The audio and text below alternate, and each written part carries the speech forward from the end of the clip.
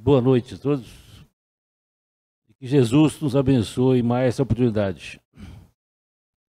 Eu não podia deixar de dizer, né, que essa casa aqui, o Centro Espírita Allan Kardec, foi a primeiro casa espírita, primeiro centro espírita que eu entrei e assisti uma palestra.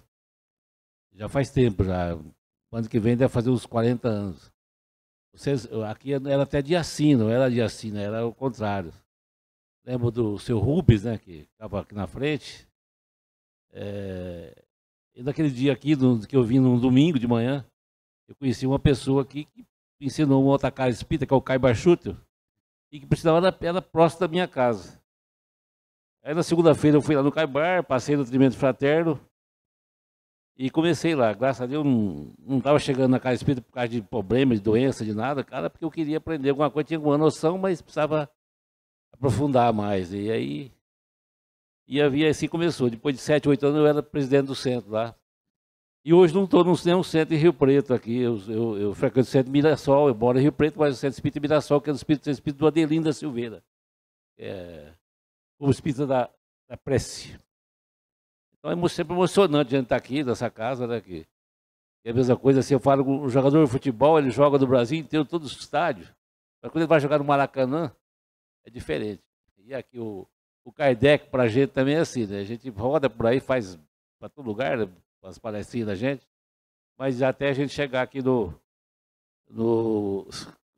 Allan Kardec, que é a casa espírita principal de Rio Preto, e faz um trabalho excepcional. Hoje o tema é obsessão. Esse tema, a gente começou a desenvolver e falar desse tema de um tempo para cá. Eu vi uma mensagem do Chico Xavier, que ele falava que os estudiosos do espiritismo, aqueles que lidam com a doutrina espírita, devia dar uma atenção maior à obsessão, porque todo dia, diariamente, acontece casos, né, de violência, que supostamente é uma pessoa só que fez aquilo, mas a gente percebe que ele não consegue fazer aquilo sozinho, se não tiver uma força que ajudou ele a fazer aquilo, levou ele a fazer aquilo. Isso acontece até pro lado do bem também, que muitas vezes a gente consegue fazer alguma coisa lá do bom e que a gente, às vezes, não reconhece, mas não foi sozinho que a gente fez aquilo. E o Chico Xavier também, ele fala também que uma das irmãs dele estava com um processo de obsessão muito forte, e ela foi fazer tratamento numa casa espírita, uma obsessão assim, terrível. E ele foi junto, como uma mensagem que ele recebeu para lá, né? Ele foi lá. E foi as primeiras vezes que ele teve assim, conhecimento, noção do que é o espiritismo, né? E também ele fala uma coisa em relação aos médios, né? Que muitas casas espíritas têm trabalho mediúnico, tem os médios, e ele fala que os médios têm as portas escancaradas para o obsessor. Então, o cuidado que a gente deve ter, né, o médium deve ter, é muito difícil as casas espíritas, hoje muitas casas não têm trabalho mediúnico, por causa da falta, às vezes, de responsabilidade, e deixa ser influenciado por obsessores. Se você perguntar o que é obsessão, sair na rua e perguntar para as pessoas, vai falar que obsessão é uma ideia fixa, não a pessoa tem uma obsessão por aquilo, quer aquilo, às vezes não mede as consequências. No espiritismo ele aprende que obsessão é uma influência perniciosa e persistente de um espírito inferior sobre o outro, pelo prazer de fazer o mal, né? E levar à subjugação, né? Ela pode começar de uma forma muito simples, né? Mas ela vai desenvolvendo a subjugação, a possessão mesmo, é o domínio total. Na doutrina espírita a gente aprende, né, que a obsessão é o maior escolho do espiritismo e talvez o mais frequente. E Kardec fala também que a obsessão ele sempre vem de uma imperfeição moral. Então a gente vê, né, é muito comum falar. Eu me lembro até quando eu era criança, né, minha mãe ia numa benzedeira, assim, eu ia junto, na verdade era um médium, né?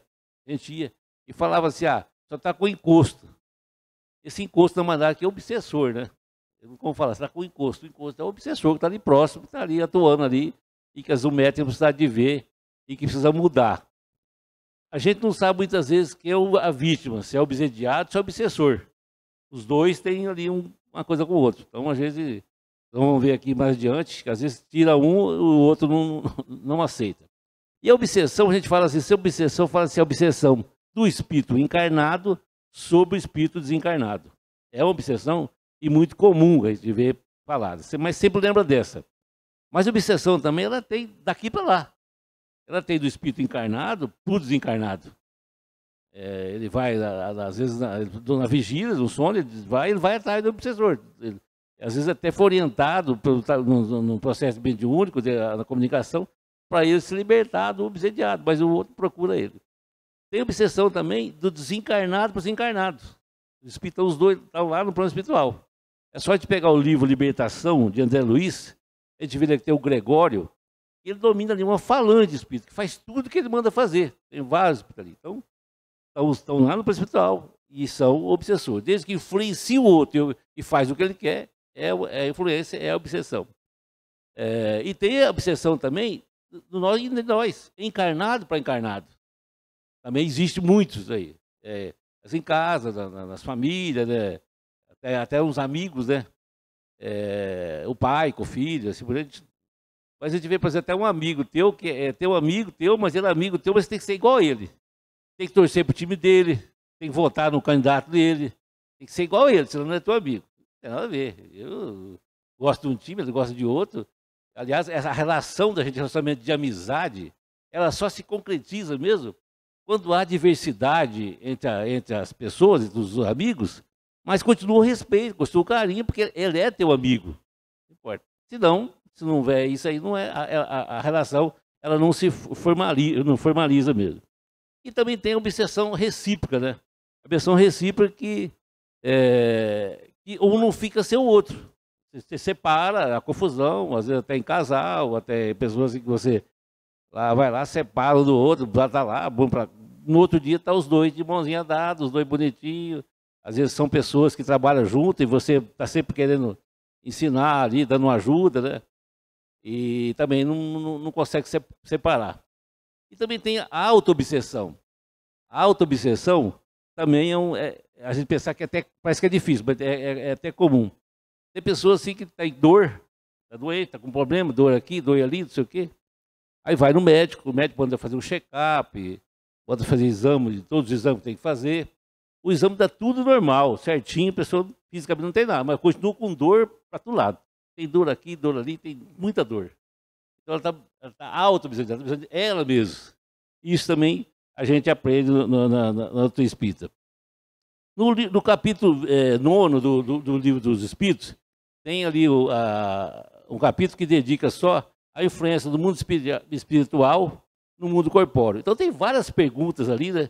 Quem quiser depois em casa dar uma olhada, vai da 456 até 550, mais ou menos, só sobre esse assunto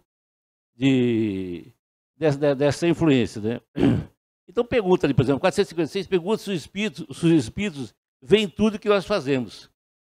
E fala que o espírito vê tudo que a gente faz. Não tem jeito, porque do lado nosso tem uma multidão de testemunhas que nos acompanha, que nos observa. Não tem jeito, eles não vê.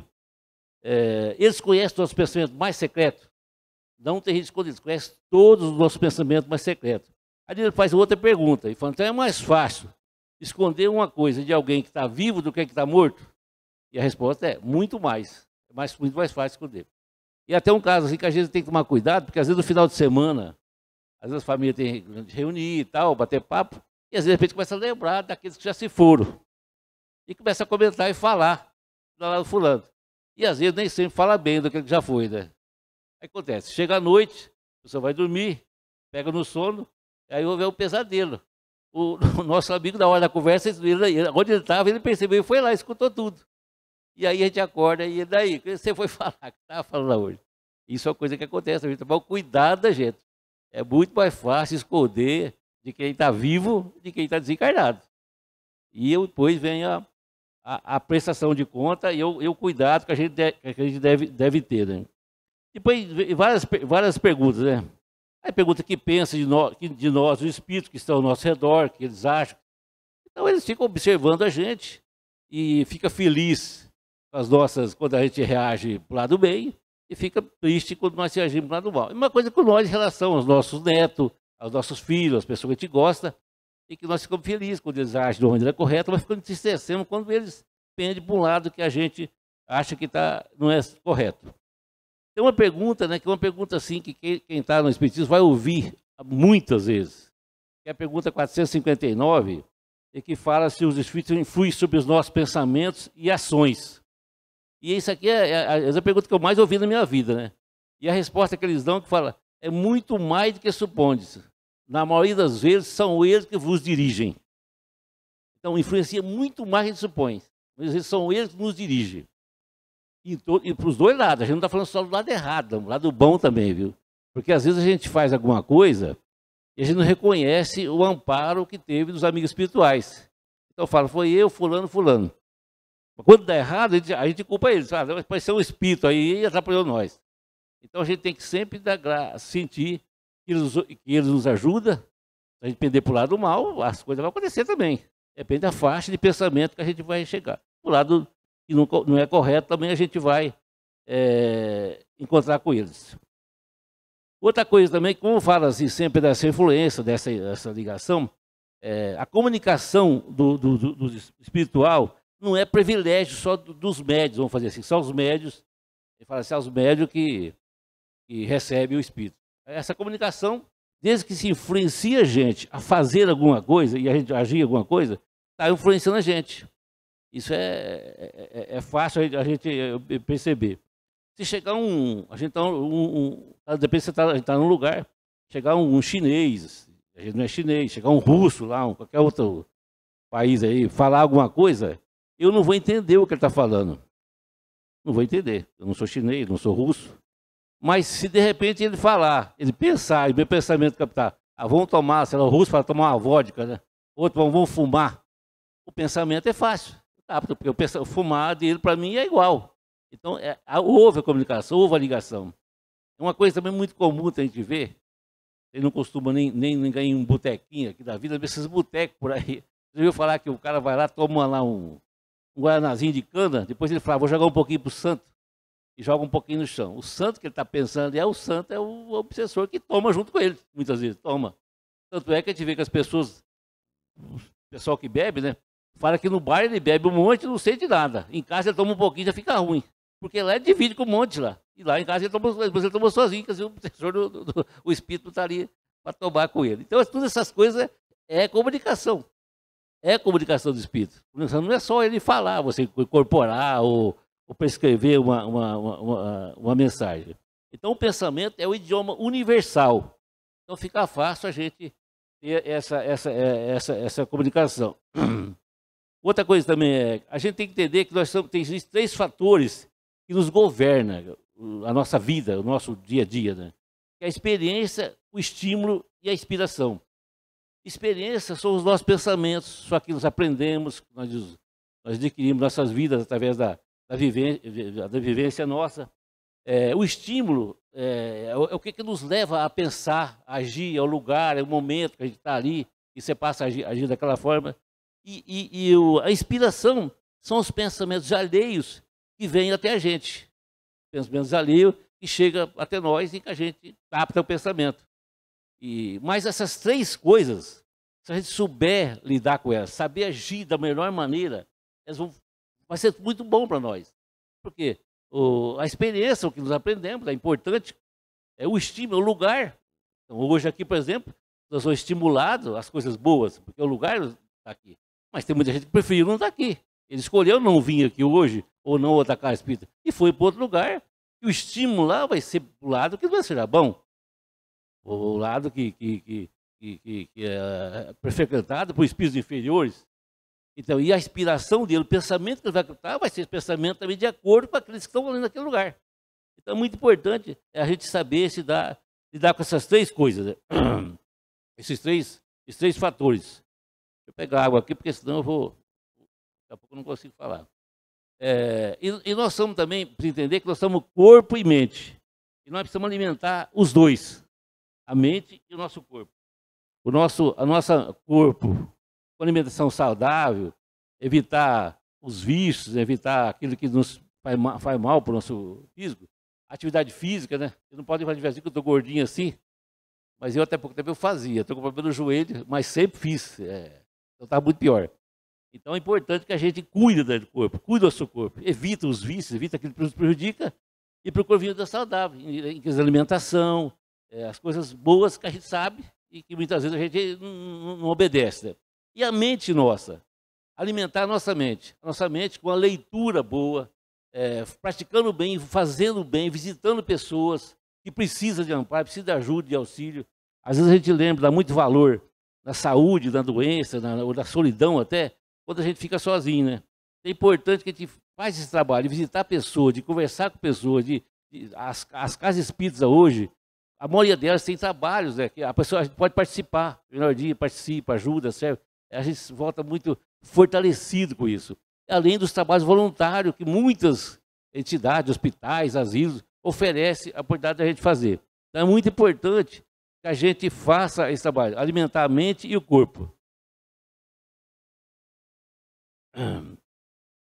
Então, isso vai ajudar a gente, nossa vida, nosso dia a dia, porque vai nos fortalecer, vai se sentir bem, ser feliz, ser útil, e ajudou, e serviu, e colaborou.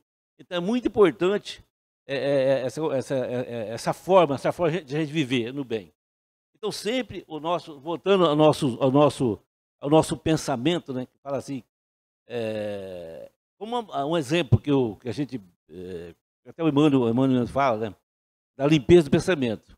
A gente sempre deve, como em casa a gente usa os produtos de limpeza, detergentes, desinfetantes, as coisas para limpar a casa, porque a doença vem muito para falta de higiene, a nossa mente também tem que limpar a nossa mente, limpar os nossos pensamentos, com as coisas boas. Aí o trabalho do bem que envolve, assumir os compromissos do bem, que vai fazer com que a gente seja feliz. Uma outra coisa também que eu vi, outro dia estava vendo até uma pessoa numa palestra falando que o pensamento você substitui, porque vem um pensamento ruim na gente, está sujeito. Você não sabe o que vai pensar, vem um pensamento mal na gente. E você substitui aquele pensamento com uma coisa boa.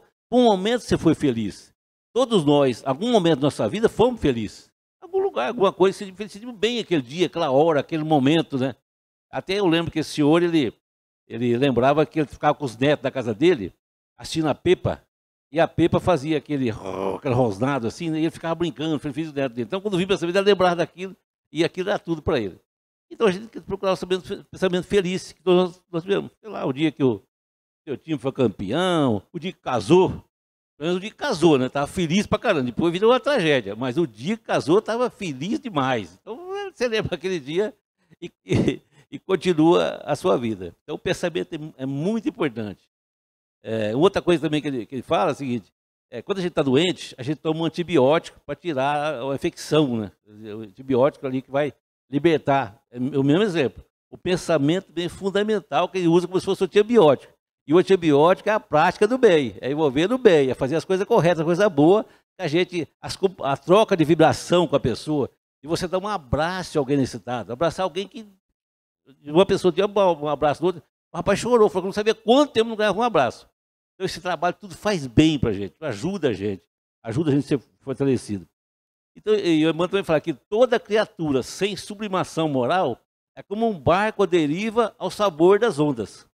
Imagina nós, né? Assim, com tudo que nós aprendemos no Espiritismo, se tirar isso da gente, a gente vai ficar como um barco à deriva, sem rumo, né? Então isso é muito, muito bom para a gente. É um barco que sabe onde não está andando. Então nós saímos um dia para trabalhar, fazer nossa obrigação, nós vamos receber variados apelos. Aí está lá da inspiração, dos pensamentos. E aí, quando nós vamos reagir? Nós estamos na rua, no trânsito, é alguém xingando, alguém bravo, lá falando alguma coisa, e cabe a gente, não cobrar do outro, cobrar da gente. Não sabemos qual o problema dele. De repente ele está indo com pressa, ele vai buscar um remédio, pediu uma notícia ruim que ele recebeu, ele está com pressa, então cabe a gente se cuidar. Então a gente não reagir como ele reagiu, não entrar na faixa de vibração dele. Porque às vezes numa coisa insignificante, que é tão simples, pode acontecer alguma coisa e comprometer uma reencarnação nossa que a gente vê todo dia na televisão, aí, certas coisas acontecendo que não faz nada de bom para a gente. Só acontece o pior, porque a gente não soube reagir. Então, nós que temos o Evangelho como uma bússola, a gente tem obrigação de não deixar acontecer isso. O Evangelho, na doutrina espírita, é um Evangelho que nos ensina o caminho, que nos mostra o norte. Assim. Nós temos que seguir esse caminho e evitar esse tipo de coisa. Os obsessores, né? Então, o obsessor está em todo lugar. Aquele inoportuno, aquele que fica no pé da gente. Mas normalmente são coisas do passado, coisas que muitas vezes são coisas do passado que vem resgatar. Hoje eu abri o livro dos domínios da humanidade e estava olhando rapidamente, numa página que eu vi, estava lá um processo de obsessão terrível, difícil. Aliás, eu estava falando de obsessão, falando por causa do Chico, né? Mas se a gente pegar, por exemplo, pretensão muito da gente vir aqui falar meia hora, 40 minutos, falar sobre obsessão. Obsessão tinha que ser assim, várias semanas, um estudo de várias semanas, a gente fazer um estudo sobre obsessão. Porque se você pegar as obras da doutrina espírita, todas as obras básicas, obras póstumas, Céu e Inferno, Livro dos Médios, todas elas contêm capítulos falando sobre obsessão. E você pegar as obras de André Luiz, todas elas falam muito sobre obsessão. Então, nesse livro que eu peguei, por exemplo, os próprios evangelhos, Marcos, Lucas, Mateus, todos eles têm várias passagens de Jesus com processo de obsessão com as pessoas. Então, nessa página que eu abri do Domínio da Humanidade, tinha lá um processo de obsessão terrível mesmo, assim, possessão mesmo. E volta no passado, por que daquela situação? Eram dois irmãos, um era médico, e ali entre os dois, de uma reencarnação passada, e aí um fez toda a maldade para o outro, fez até internar no hospício, e ficou com a mulher do outro, e ele estava naquela situação. A mulher reencarnou a primeira que reencarnou, depois recebeu um deles como filho, e o outro não conseguiu, e estava ali, mais uma coisa mais difícil que te imaginar, alguém passar por aquilo. Então o obsessor aqui que nos importou, e não escolhe quem. Todos nós possamos ser assediados. O Chico Xavier, muitas e muitas vezes, ele conta que foi assediado por entidade ali. O espírito desanimava, porque ele não dava condição, o Chico não dava para passar, porque o espírito daquela envergadura, né? Mas todos nós estamos sujeitos a sofrer o processo de obsessão, todos nós. O Chico uma vez estava no barbeiro fazendo a barba, né? Fazendo a barba, ele costuma fazer um barbeiro faz uma barba, e de repente ele ali, a gente quase dorme, né, fazer a barba, no barbeiro dá um sono, né? Ele olhou assim, viu o barbeiro, e do lado do barbeiro um obsessor, ó, que estava passando a navalha no pescoço, e falava assim, corta, corta, corta. Imagina a situação de passar por isso. E ele na hora levantou ali, não, eu lembrei do negócio, tem que ir embora. Aí o barbeiro falou, não, a tua barba está sem acabar. Não, depois eu volto aí, tudo. E foi embora. Outra vez, Chico estava no presídio, no trabalho. Presídio é um dos lugares, não sei se é quem trabalha em presídio ou faz alguma coisa, mas é o lugar mais difícil, terrível que a gente pode imaginar de passar. Eu já tive oportunidade de ir no presídio, porque eu estava preso, não, porque eu fui lá, eu estava em estágio da faculdade de Direito que eu fiz. Em São Paulo, na casa de detenção. Imagina, tem 5 mil presos lá. E o Chico estava andando com essa pessoa lá, e o rapaz falou assim para ele assim, Chico, aqui deve ter muito obsessor, né? Aí o Chico falou, não, aqui não tem obsessor nenhum aqui. Aqui tem muita mãe, pai, chorando, por causa dos filhos que estão aqui. O obsessor ele vai levar a pessoa até fazer o crime, ou até fazer a coisa errada. Depois que ele fez, ele vai embora. Perdeu a graça, não tem mais o que fazer. Ele já fez o que ele queria fazer. E a pessoa está ali no presídio, porque deu passagem àquela entidade.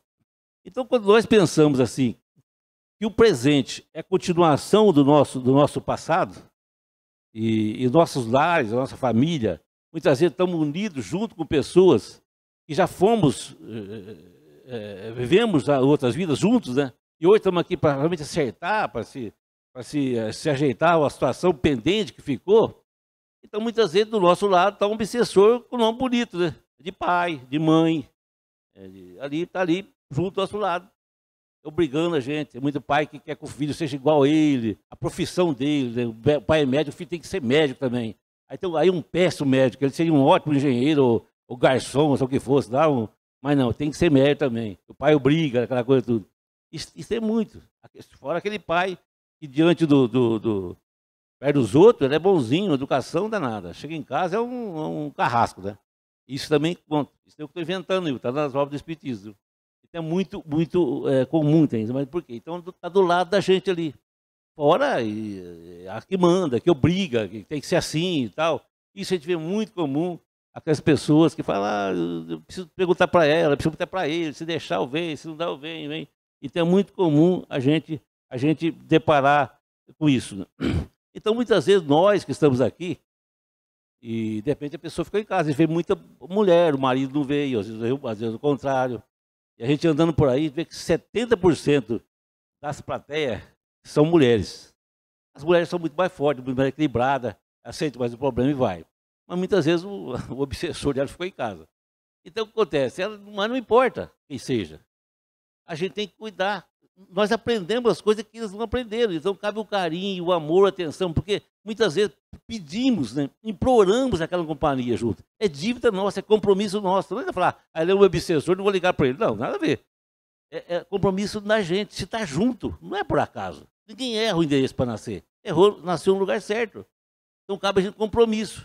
Assim que a gente vai mudar, transformar aquele nosso irmão, que é difícil de lidar, o parente difícil, é muito difícil, realmente. E aquele parente que não está na nossa casa, mas está de longe lá, e que a gente não combina de nenhum, não consegue almoçar junto, na próxima encarnação vai nascer junto. Então é importante que a gente possa compreender, entender, porque a falta de conciliação, vou falar assim, o apóstolo Paulo fala, reconcilie enquanto é tempo, enquanto está junto, né? Se não reconciliou na outra vida, vai reconciliar na outra, vai estar mais perto, até se ajeitar. Então é importante que a gente se gosta das coisas, ame as pessoas, ame o próximo, perdoa, o perdão é tudo. Então, se nós estivermos em casa, então cabe a gente ajudar, servir, amar os nossos companheiros. Não importa quem seja, é compromisso nosso. Uma outra coisa, obsessão e Jesus. Tem várias doutrinas, né? Doutrinas religiosas, cristãs, eminentes religiosos, que culpa, que fala que a obsessão, a mediunidade leva à loucura. A obsessão apareceu só depois que, por causa da doutrina espírita. É totalmente o contrário, porque só o espiritismo é que consegue conduzir a obsessão de uma forma boa. É só o espiritismo que tem essa condição de estar como irmão, de a gente conversar com o obsessor, está comunicando através do médium, e ver que está com sentimento de vingança, de raiva, de ódio, a gente está tendo com amor, com carinho, tenta ensinar ele, você doutrinar, né? E é difícil doutrinar em coisa de minutos, né? Mas tenta passar isso, como a gente conversa com alguém no nosso dia a dia aí. As do Espírita faz isso aí. Outras igrejas por aí está tendo como Satanás, é o diabo, sei lá o que é o demônio. E lá o pastor bate no médio, bate de Bíblia. Quer dizer, o médio vai embora mesmo, ele está apanhando. Mas só que o problema continua. O problema não melhorou, continua do mesmo jeito. É como uma ferida que a gente espanta a mosca e que ela continua ali. Então tem que passar por remédio, tem que tomar um medicamento para que sarar aquilo. E aí é problema da alma, do espírito. Precisa da alma, não tem que cuidar. Pode tomar um compromissinho desse tamanhozinho assim. Você dorme hoje, para amanhã. Mas amanhã vai acordar e o problema continua. É como se tivesse ter uma dívida com a Belinho, se ele está aqui, e a dívida de 10 mil reais. Tem que pagar amanhã essa dívida. E hoje eu deito na minha cama lá e não consigo dormir de jeito nenhum. E minha mulher fala, você não está dormindo por quê? Eu tenho que pagar 10 mil para a Belinho amanhã e não tenho dinheiro para dar para ele. Aí ela pega o telefone, liga para o Belinho, fala, Belinho, o Zé Carlos não vai te pagar aquela dívida que tem amanhã, que não tem dinheiro para pagar, viu? Então você aguenta aí, e desliga o telefone. Ela falou, agora você pode dormir, que ele que vai dormir vai ser ele lá, viu? Então, mas o problema continua. Ele pode esquecer um dia, mas continua o problema. Então, a gente tem que sarar, melhorar. É problema da alma. Então, vai lá, toma um comprimido, é para os dedos. Não. Muda a conduta, muda o jeito, muda as atitudes. E aí tudo muda, tudo renova, tudo melhora. Essa renovação tem que ser da gente, tem que mudar as pessoas, mudar o comportamento. E aí que vai dar resultado. Não tem outro jeito. Então, aí fala assim, por exemplo, que o Jesus, né? E os obsessores. Jesus, no alvorecer do Espiritismo, Jesus veio no meio de obsessor, obsediado, obsessão, tudo. E já no alvorecer do Espiritismo, através de Herodes, foi o maior obsessor daquela época, obsediado daquela época. Porque ele mandou matar as crianças da idade de Jesus para pegar Jesus. Quer dizer, João Evangelista, João Batista, que estava aquele trabalho maravilhoso que ele veio fazer, que estava no deserto de oração, foi lá buscá-lo, trazer e cortar a cabeça dele.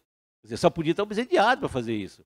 E aí Maria Madalena era perseguida por obsessores. e todos daquela época, né? Pilatos, Judas, tem uma obsessão ensanguecida, né? Todos eles sofriam um processo terrível de obsessão. Naquela época tinha, como Pedro, obsessão periódica. Pedro era nervoso, né? Era meio agitado. Então todos eles tinham problema de obsessão. Mas Jesus, até, e o fato até até por caridade, até assim, dizer, Jesus foi escolhido ali, a gente lembrar que foi escolhido entre Jesus e Barrabás, ao ponto de escolher que Barrabás era superior a Jesus, devia estar uma multidão de obsessores para chegar naquele ponto, de escolher entre Jesus e Barrabás, escolher Jesus para ser crucificado. E Jesus, até por caridade, até por amor, pensar assim, foi crucificado no meio de 2 ladrões, né? Até um na hora deu uma melhorada ali, conversou com Jesus, né? Então, mas os 2 ladrões que hoje são considerados pela ciência como cleptomaníaco, que tinha problemas sérios, né? Então, é muito importante a gente saber disso. Por que eles agem dessa forma? Porque também não conhecem o que o Espiritismo ensina e o que a gente aprendeu. Tem uma frase do Emmanuel que ele fala assim: só a doutrina espírita é luz em nome do Senhor, quando a mente está transviada e desgovernada sob o fascínio das trevas. Então, só o Espiritismo que consegue ter essa luz. Não tem jeito, não tem jeito. Então, o Espiritismo tem que entender que é doença da alma. Para cuidar, é a mudança de comportamento, de atitude. No livro Missionário da Luz, tem um capítulo, é esse livro aqui, está aqui na minha mão. No livro Missionário da Luz tem um capítulo, lá tem o Alexandre e o André Luiz, eles vão numa casa espírita, né? Era um trabalho mais íntimo, assim, um trabalho que só ia as pessoas que estavam em tratamento, e o espírito também. Um trabalho de obsessão, né? De vampirismo, né? Aí eles estavam lá na porta do centro, foram sair das pessoas ali, e aí o Alexandre falou: vamos acompanhar aquelas pessoas ali para a gente vai estudar melhor, aprender melhor. Aí foram atrás. Então ia uma mocinha de 16 anos, e ia a mãe dela junto com ela. E uma entidade junto, um obsessor no caso. E do outro lado ia um rapaz com 2 entidades, indo embora. Eles foram. A menina, o Alexandre colocava-se a mão na flor dela e pensava alguma coisa, e a menina captava tudo. Ela falava: nós precisamos mudar nosso comportamento, não adianta a gente basta vir aqui. Nós sempre sentia aquilo como cristão, como Jesus e tal. Ela captava tudo. E ela falava aquilo para eles. E a mãe dela ficou brava com ela: não, você é muito criança, você não sabe isso aí não. Não é possível, você não sabe isso aí. Vai ficar quieto. Fazer o quê? E elas foram embora. O obsessor que estava do lado daquela senhora era o ex-marido dela, que desencarnou e virou obsessor da mulher. Ele não tinha conhecimento, nada, ele acabou virando obsessor da senhora. E o rapaz ia com 2 entidades. Era um rapaz jovem ainda, casado, não fazia muito tempo, né? Mas ele ainda continuou ainda meio ainda a vida de solteiro. E ele foi, no segundo livro aqui, ele foi no Meretrício. Foi sozinho e voltou acompanhado dessas 2 entidades. E foram embora. Aí chegou a mulher, entrou para dentro da casa dela com a menina e o obsessor, e eles seguiram o rapaz. Quando chegou entrou na casa da mulher, a senhora que morava ali, que é a esposa do rapaz, veio e recebeu o Alexandre, abraçou, tudo em espírito, né? Abraçou ali o André Luiz e tal. E aí o André Luiz percebeu que as entidades não tinham entrado ali. E o Alexandre falou assim para ele: isso é muito interessante, a gente aprender, a gente prestar atenção. Ele percebeu que o espírito não tinha entrado. Aí o Alexandre falou assim: nessa casa aqui reside uma moça, uma senhora, ela tem o hábito de fazer oração fervorosa, oração com muita fé. E ela consegue com isso a proteção aqui do lar. A entidade fica lá fora, não consegue entrar aqui. E aí ela estava deitada, né? O rapaz também foi deitar, nem acordou a mulher, foi deitar, e logo em seguida depois ele dormiu. E eles ficaram ali. E o problema, a moça, logo em seguida, e o espírito, ele deitou no colo da moça, no colo da mulher dele. E ela começou a fazer uma prece, né? Uma prece, uma oração. E é muito bonito a gente ver isso no livro. Ela faz uma prece, mas inunda assim, o quarto, que eles falam de quarto de luz, de raios de luz, que é raios de luz que fica em cima ali deles. É coisa mais linda, impressionante eles falarem no livro, a gente imaginar como que é aquilo, né? E aqueles raios de luz, e o problema do rapaz era o sexo, né? E a gente pensa que só o exame que faz do sangue que aparece os verminhos, lá também o espírito também, o desequilíbrio mental também provoca isso. E aqueles raios batiam nos corpúsculos, aqueles corpúsculos. Ia morrendo. Ela falando, na mãe, aquele quarto inundado de luz. Aí se ficar mais um pouco ali, o Alexandre falou, já fizemos, já estudamos, já tive que estudar, aprender. Vamos deixar eles agora, eles saíram. Aí o Daris pergunta para ele assim, escuta, mas só o fato de ter essa mulher, essa esposa, né? Dessa forma, é suficiente para ele sarar, para ele curar? Ele falou, não, isso aí é conquista dela. Ela que conquistou isso. Ele tem que ser o médico vigilante dele mesmo. Ele tem que mudar, ele tem que transformar. Então, é muito interessante ver isso, observar essas coisas, que o valor da oração.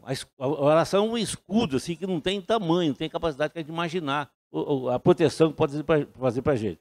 Então, no livro também, Libertação, eu estava falando negócio dos médios, né, no começo. Então, no livro Libertação, tem lá esse Gregório, que ele domina uma falange de espíritos, por causa de uma moça, da Margarida, que era o pai dela era juiz de direito, e numa sentença que ele deu lá, desencadeou uma série de coisas, né? Gente suicidou, gente foi preso, outros morreram. E aí virou aquela coisa assim, e os espíritos muito vingativos entenderam aquilo e passaram a fazer uma obsessão contra a moça, que era filha do juiz. E aí, ele descreve no livro, ela andava na rua, assim, o carro parecia um carro alegórico, um carro de carnaval. De tanto espírito obsessor de volta dela. Tinha 15, 20 espíritos sugando ela, assim. É coisa muito difícil. E ele dominava aquela fronteira de espíritos. É muito esse livro, porque ele também, esse Gregório, depois muda, tem a mãe dele, a Matilde, que é um espírito que está num plano muito mais evoluído. É muito interessante. E aí, mas depois encadeia uma série de coisas. Eu estava falando do médium, né? Aí eles vão no médico, e o médico fala assim, ó, o médico sentiu que ele não tinha jeito de fazer nada aquilo ali. Ele falou, ó, existe um espiritismo aí, falou espiritismo, tem uns médios lá, ele faz alguma coisa que melhora isso aí, não sei como é que é. Ensinou para eles onde era aquilo. E eles foram lá, o médium até cobrava, mas era médium mesmo. E foram lá e tal. Mas o obsessor foram também no médium junto com eles, em outro lugar, e viu a informação. O obsessor foi lá no médium, incorporou no médium, e o obsessor que deu a consulta. Aí falava, não, mas não é espírito, não é coisa atrapalhando, mas esse espírito falou, não, isso aí é problema de nervo, toma remédio, toma comprimido, toma remédio que melhora, passa. É por aí que funciona. Então, vê o desequilíbrio, a importância do médium. Se fosse o Chico Xavier, acontecia isso aí. Outros médios tem bom também, não é só o Chico, mas não aconteceria. Então, é a responsabilidade de um médium, né? Então, mas depois, desencadeando o livro, uma série de coisas, começa a ajudar, porque todo mundo era vítima ali, né? Todos eram vítimas ali, todos. E aí muda, e é uma série de coisas mais... o Adelino, Lina Silveira, né? Fala assim, para a gente não desencarnar sem ler esse livro Libertação. É um livro forte, assim, mas é muito interessante de você chegar ao plano espiritual e você não sabe para onde vai, e tem um julgamento, um jurado lá para ser julgado. Tem espírito lá que se transformar num animal lá, viu? Assim, na frente. É muito ovoide, vai sugar os outros energia, só com os olhinhos assim. É brincadeira, mas é muito interessante a gente ler, porque é coisa nossa. Então, terminando aqui, eu só vou ler aqui uma coisa no livro do Teatro dos Médios, que fala assim, um filósofo perguntou, classificaria um sábio e um ignorante. Aí ele falou assim, que um era médico, o outro era doente. Mas, no entanto, entre um e outro, existe o remédio. Muito interessante isso aqui. Depois, aqui na frente, fala assim, ó. Fala que a doutrina espírita dispõe de todos os recursos, todas as condições para que a gente possa libertar do processo de obsessão. Tem todos os recursos, a doutrina espírita ensina a gente e passa para a gente. Mas depois ele fala assim, se conduzes o problema da obsessão com lucidez bastante para compreender as próprias necessidades, não desconhece que a renovação da companhia espiritual inferior a que te ajusta depende da tua própria renovação. As nossas companhias espirituais dependem do lugar que a gente vai. Ela fala do estímulo e tal. Quem você fica, com quem você lida, com quem você conversa. Ouvirás preleções nobres situante os rumos. Recolherás aqui e dali conselhos justos e precisos. Encontrarás, em suma, nos princípios espíritas, apontamento certo e exata orientação. Entretanto, como no caso da receita formulada por médico abnegado e culto, em teu favor, a lição do Evangelho consola e esclarece, encoraja e honra aqueles que a recebem, mas se não for usada, não adianta. Então, a doutrina espírita é assim, foi um médico. Vai no médico, o médico examinou, olhou, falou, ó, você precisa fazer isso, evitar aquilo, tomar o medicamento certo e tal, isso, aquilo. A pessoa vai para casa e faz mais ou menos, ou não vai e tal. Aí depois o médico é culpado? Não é. Então, a doutrina espírita faz todas as condições para a gente mudar, transformar. Mas é importante que a gente siga o que for necessário. Então, vamos dizer assim, o que a gente tem que fazer para evitar exatamente o processo de obsessão? A gente viver muita oração, sempre oramos, ler bastante, estudar, esclarecer bastante. Aqueles que esclarecem, que lê, é muito importante. O trabalho em benefício do próximo, engajar numa atividade, num trabalho. Se o obsessor quiser junto, ele vai junto. Ou ele muda, ou ele fica bom, ou ele larga a mão da gente. Então, o trabalho da gente, essa companhia, então a gente trabalha. O trabalho é mais importante que qualquer coisa. O trabalho, no bem. O trabalho no bem, né? É muito importante. O Chico Xavier fala, ó, trabalha até cair no chão. O espírito não vai ficar ali. Vai deixar, o obsessor vai te largar. O culto evangelho no lar. O culto evangelho no lar é fundamental. Nós vimos lá, dessa moça, né, que fazia a prece, a proteção. O culto evangelho no lar é a mesma coisa. O culto evangelho no lar, Jesus fez a casa de Simão Pedro, isso há mais de 2000 anos. E é interessante o que a gente faz do culto evangelho no lar. Eu, graças a Deus, sempre fiz na minha casa, criança pequena, cresceu, casou. Hoje faz na casa dele, lá só sobrou eu e a esposa. Mas é muito importante, é muito interessante. Todo hábito, uma vez por semana, você aquele dia reunir e fazer o culto regular. É fundamental para aquele que é espírita e toda religião ensina isso. Tem até o exemplo do Chico Xavier, depois já contaram aqui, mas nunca é demais, né? Uma senhora foi lá no Chico e está com um monte de problema em casa, muito problema. Aí o Emmanuel foi para ela, Chico, fala para ela fazer o culto regular, que daqui a 5 anos ela pode vir aqui para ganhar um presente de você. Aí ela foi para a casa dela e começou a fazer o culto regular. Toda semana reunia e vazia, toda semana reunia. Quando passou 5 anos, naqueles dias, aquela semana, entrou ladrão na casa dela e roubou tudo uma joia que tinha lá, uma joia antiga de antepassada. E aí ela, nossa, mas presente era esse? Voltou no Chico de novo. Chico, você falou que nós ia ganhar um presente, mas roubaram as joias nossas todas de casa lá, que você falou, de uma joia lá guardada muitos anos. Aí o Emmanuel falou, fala para ela, Chico, lá na casa dela tinha 128 entidades quando ela começou o culto. Só tinha meia dúzia lá agora. E foram embora, estava junto com as joias, o ladrão roubou a joia e foi junto com eles. Agora está tranquilo. Então, gente, em dívida não pega a joia de antepassado, não. De repente o dono está lá junto. Então, isso tudo então, ajuda. Então, a oração em casa, a gente fazer o hábito, os filhos crescem com esse ambiente, é muito interessante. Então, eu pergunto no livro do Espírito que fala, né? O que a gente faz para evitar o processo de obsessão? Trabalha no bem, muito, muito, muito, e confia em Deus. Esse é o caminho. Muito obrigado pela atenção de vocês e que Jesus os abençoe.